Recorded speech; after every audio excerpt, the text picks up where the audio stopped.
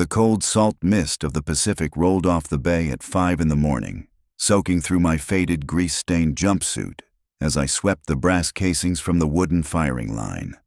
For 24 long months at Naval Amphibious Base Coronado, I was just the girl who picked up the trash, patched the shredded targets, and scrubbed the gun oil off the concrete after the men were done playing heroes.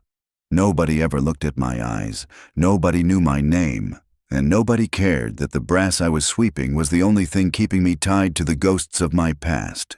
But as the first mortar shells screamed out of the gray morning sky and slammed into the target control bunker, blowing concrete shrapnel across the range and pinning down an entire element of elite operators, the world flipped on its axis. Blood was pooling fast around the wounded team lead, the heavy machine gun fire was chewing through their cover, and in that blinding flash of panic, a bleeding commander turned to the girl holding a broom, shoved a high-precision bolt-action rifle into my hands, and yelled a command that was meant for a soldier, not a ghost. I took the rifle, felt the familiar cold weight of the heavy barrel against my palm, and as I clicked the safety off with a single fluid thumb movement, I realized that the secret I had guarded for 5 years was about to die, and there was no turning back.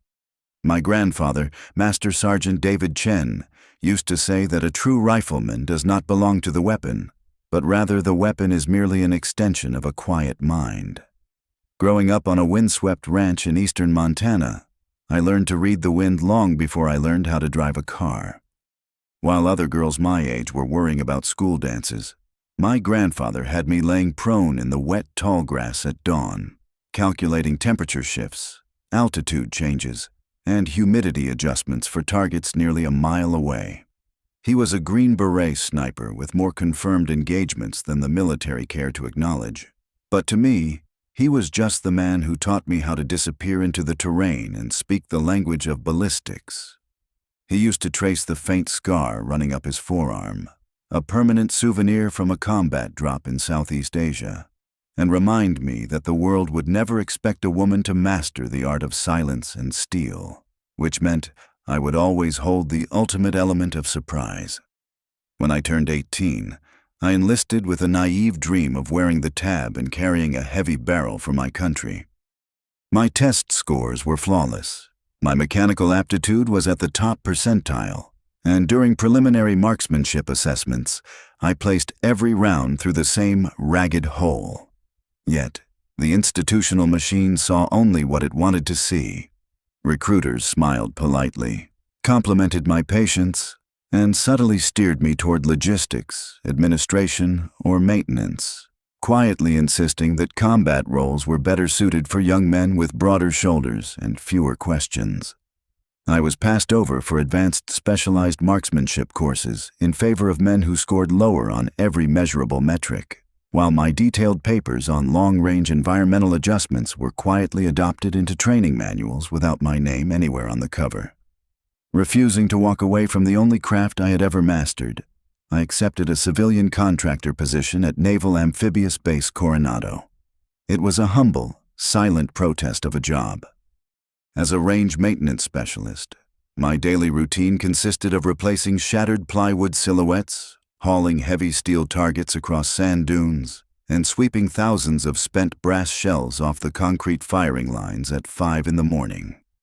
To the elite operators of SEAL Team 5 who trained on those grounds every week, I was virtually part of the landscape, a nameless figure in gray coveralls who wiped down the benches and filled the sandbags. Commander Ryan Patterson, a battle-hardened officer with 16 years of operations under his belt, walked past me every single day without ever making eye contact. To him and his men, I was just the girl who cleaned up after their live fire drills, completely unaware that I spent my off-duty hours at private civilian ranges hours away, maintaining the sharp edge of a discipline they took for granted. For 2 solid years, I watched them train through the dust and heat, silently noting their habits, their minor errors in breath control, and their blind spots. I said nothing, worked hard, and kept my head down, letting them believe I was completely harmless. But 3 days ago, subtle shifts began happening around the perimeter that set my instincts on edge. It started with small details that anyone else would have overlooked.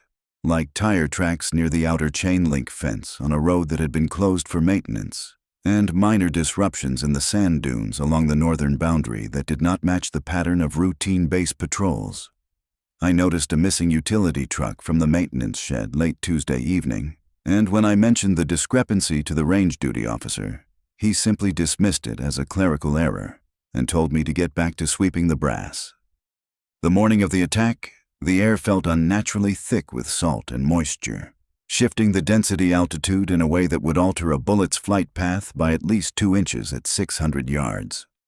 Commander Patterson's team was conducting an advanced urban movement drill, oblivious to the quiet threat closing in on the facility. As I was stapling fresh paper targets to the wooden frames at the far end of the 800-meter lane, the radio in my pocket crackled with unusual static, followed by a sudden, metallic pop from the ridges overlooking the bay.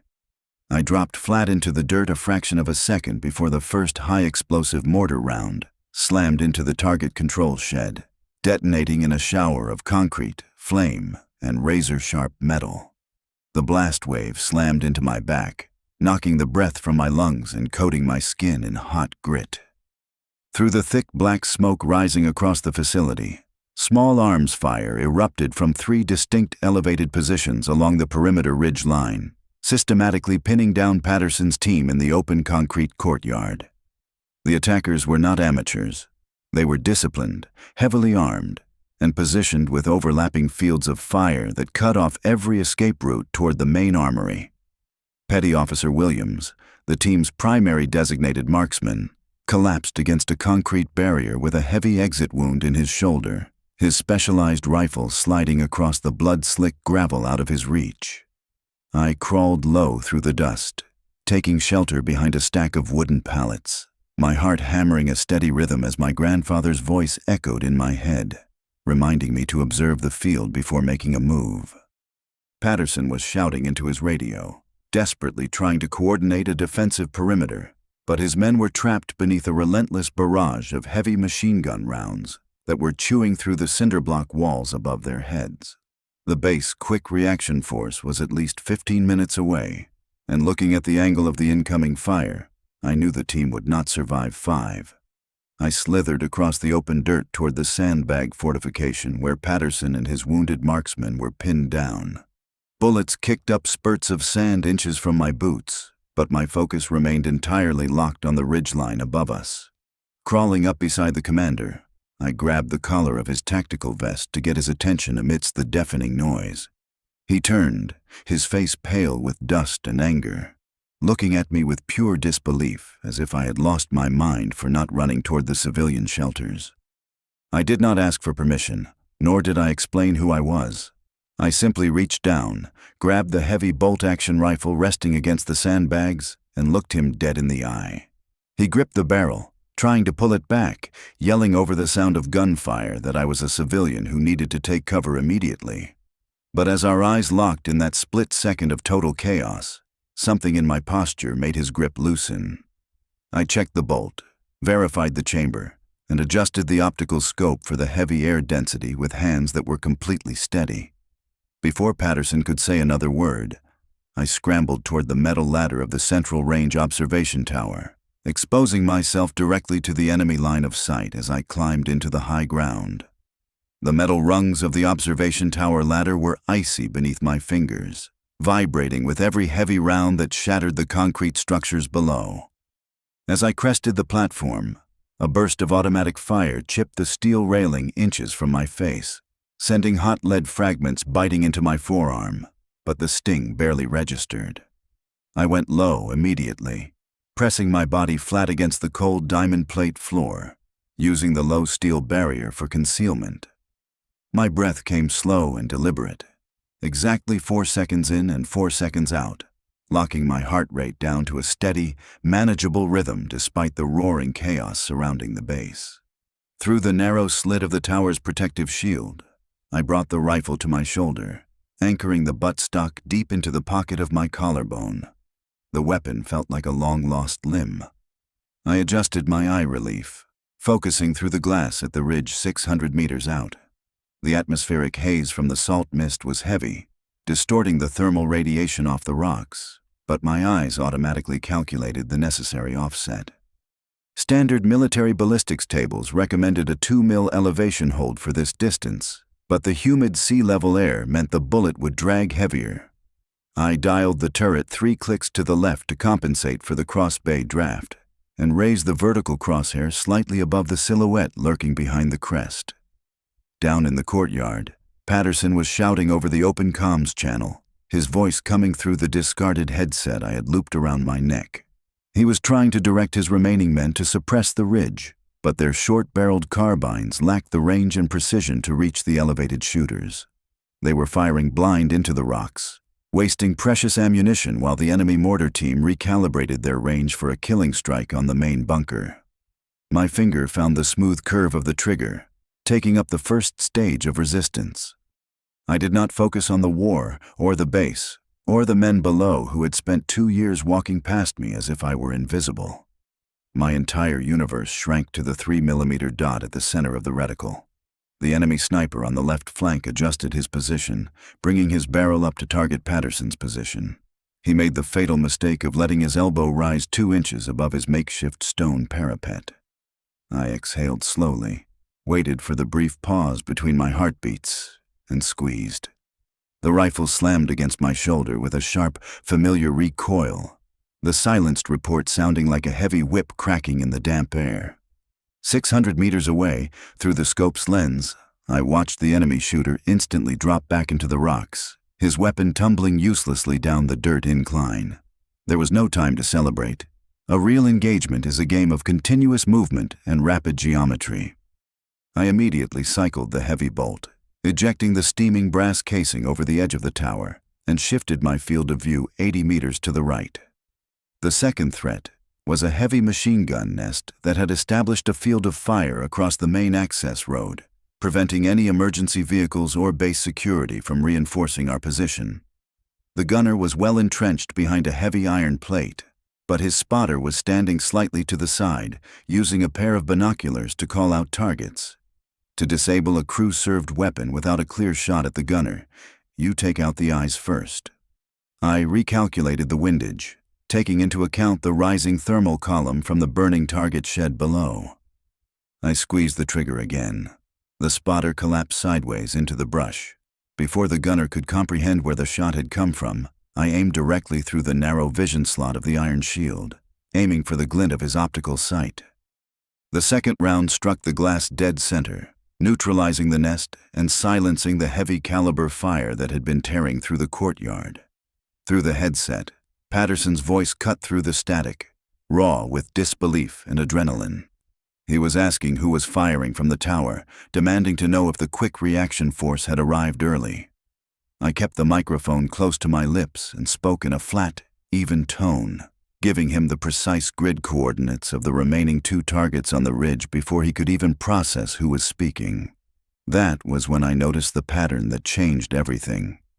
As I scanned the perimeter for the remaining mortar crew, my eyes caught a white commercial van parked near the secondary supply gate, a zone that required high-level security clearance to access. The back doors were open, and 2 men in tactical gear were calmly loading heavy metal storage cases from the base armory overflow unit into the vehicle. This was not a random terrorist strike or a chaotic surprise raid designed for destruction. The mortar fire, the snipers on the ridge, and the pinning fire were nothing more than a carefully coordinated diversion.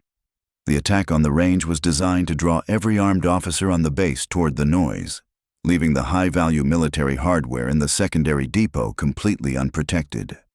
My heart tightened as I recognized the emblem on the side of one of the crate handles visible through my high-magnification optic. It was experimental night vision optics and advanced encryption hardware that had been delivered to the base only 48 hours ago under strict classified protocols. Someone inside the base administration had supplied the layout, the timing of the shift change, and the exact location of the hardware.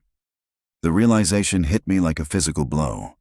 The people attacking us were not just external enemies.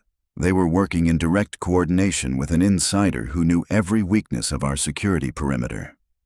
I shifted my rifle toward the supply gate, aiming for the driver of the commercial van.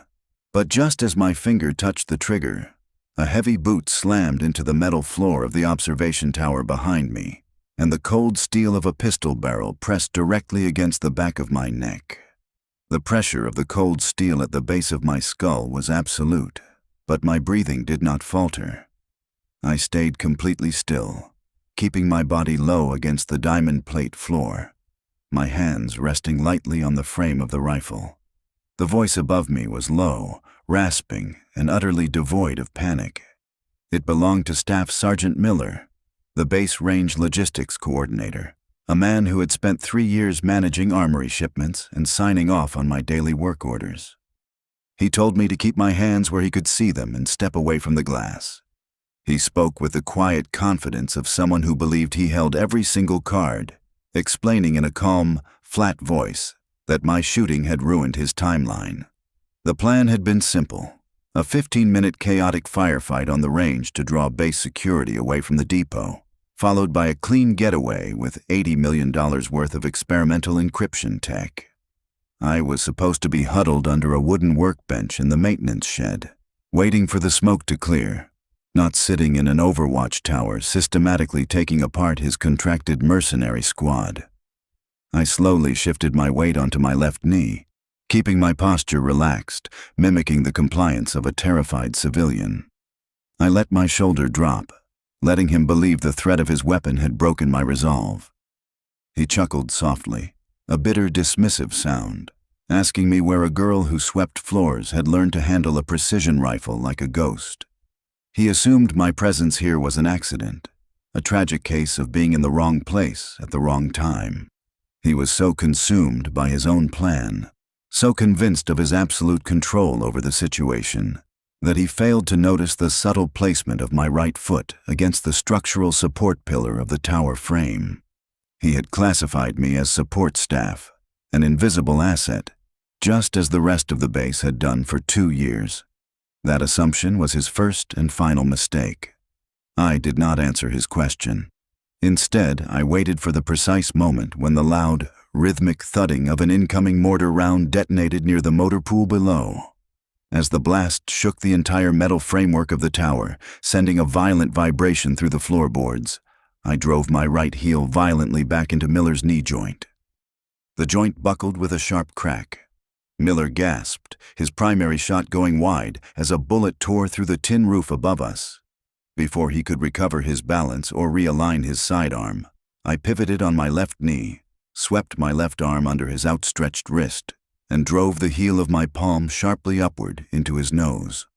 The bone crushed beneath the impact, flooding his eyes with tears and breaking his grip on the pistol. The weapon clattered onto the metal deck, spinning toward the edge. Miller stumbled backward against the railing, bleeding profusely, his eyes wide with shock as he stared at me not as a maintenance worker, but as an operative who had disarmed him in less than 2 seconds. He lunged forward again, driven by sheer survival, trying to tackle me to the ground using his weight advantage. I dropped flat, letting his momentum carry him over my back, and hooked his ankle with my boot. He crashed hard onto the iron grid. I retrieved the fallen pistol, cleared the chamber mechanism with a swift rack of the slide, and held the muzzle focused directly on the center of his chest. His chest heaved, his face covered in dust and blood, as he stared up at me in utter disbelief. He demanded to know who I really was. I looked down at him with the cold, unyielding clarity my grandfather had taught me on the Montana plains.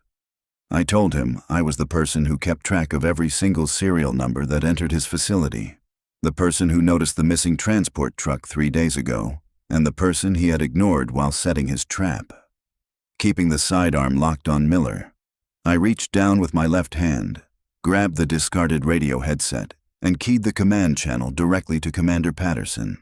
The radio crackled to life, filled with the sound of gunfire and screaming sirens from the main gate. I did not panic, nor did I shout. I gave Patterson a concise, professional, tactical update. The Ridge shooters were neutralized.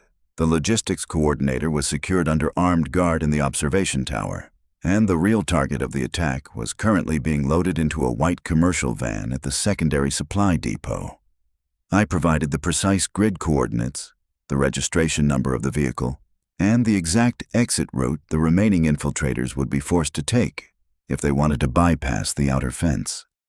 Through the earpiece, silence stretched for 3 long seconds as Patterson processed the information. Then, his voice came back, firm, decisive, and entirely transformed.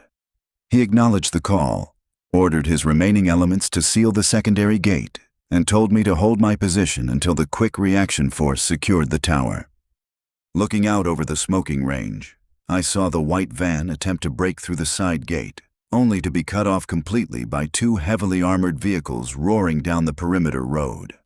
The remaining mercenaries were pinned against the fence, their escape route completely severed by the exact intelligence I had provided. The primary threat was over. The firefight had subsided into the mechanical shouts of base security securing the perimeter and medical teams rushing toward the wounded. I stood in the tower, holding the pistol steady on the man who had tried to sell out his country, as the heavy rotors of arriving reinforcement helicopters beat through the thick sea fog above Coronado. The heavy beat of the incoming transport rotors cut through the lingering smoke, laying down a thick wall of dust across the firing range as the quick reaction force secured the perimeter. When the backup team swept up the metal stairs of the observation tower, weapons raised, they did not find a panicked civilian hiding in a corner. They found Staff Sergeant Miller zip-tied to the iron safety rail, nose broken and bleeding onto his uniform, while I stood near the frame with my grandfather's calm stillness, holding the rifle action open and clear. When I descended the tower, Commander Patterson was waiting at the base of the ladder, surrounded by his remaining team. Petty Officer Williams was already being loaded onto a stretcher, his shoulder patched, but his eyes were fixed on me with a quiet, stunned reverence. For 2 whole years, these men had walked past me, leaving their trash, complaining about the dust, and treating me like an invisible piece of range equipment. Now, nobody spoke. Nobody made eye contact without a sharp, sudden shift in their posture. Patterson stepped forward, his tactical vest scorched from the mortar fire, his face smeared with grease and sweat. He stared at the Mark 11 in my hands, then at my gray, dust-covered maintenance coveralls, and finally up into my eyes. He did not ask if I was all right, nor did he offer a platitude. Instead, he asked how a woman sweeping brass had managed to calculate wind drift, take down 5 concealed targets across 3 separate ridges, and disarm an insider contractor without missing a single beat. I handed the weapon back to William's spotter, receiver first, and wiped the oil from my palms against my thighs. I told Patterson that my grandfather was Master Sergeant David Chen, an Army Special Forces sniper who had spent his retirement teaching me ballistics, fieldcraft, and patience on the Montana plains, because the military system was too blind to give me a real seat at the table. I told him that when I enlisted, recruiters took one look at my gender and offered me filing cabinets and brooms instead of a trigger, assuming that my perfect marksmanship scores were a fluke rather than a life's passion. The silence that followed among the SEALs was heavier than the gunfire that had preceded it. Patterson looked down at his boots, then back at me, a profound look of regret settling across his features. He admitted, in front of his entire unit, that he had spent 2 years ignoring the most dangerous operator on the base, simply because he had never bothered to look past the uniform I wore. In the weeks that followed, the base investigation exposed the entire network Miller had built inside the supply chain. Every piece of stolen hardware was recovered, and the security flaws that had plagued the perimeter were systematically eliminated. My testimony was logged directly into the classified Naval Intelligence archives, but Patterson did not let the matter rest in a filing cabinet. He submitted an official recommendation for a direct commission, bypassing months of bureaucratic delay, personally walking the paperwork through the highest channels at Naval Special Warfare Command. 6 months later, I stood on the parade deck in full service dress, the gold bars of an officer pinned to my collar. I did not take the commission out of a desire for revenge against the recruiters who had rejected me, nor to boast over the men who had ignored my existence. True victory was not about proving them wrong. It was about taking the space I had earned through dedication, competence, and unwavering patience. Today, as a lieutenant commander leading advanced precision marksmanship instruction at Coronado, I walk those exact same firing lanes every morning at 5 o'clock. When I see the support personnel sweeping the brass or setting up the targets in the fog, I make it a point to look them in the eye, learn their names, and hear their stories. The range taught me that true strength never needs to shout to be recognized, and that the most lethal weapon in any arsenal is the quiet professional everyone else foolishly chose to overlook.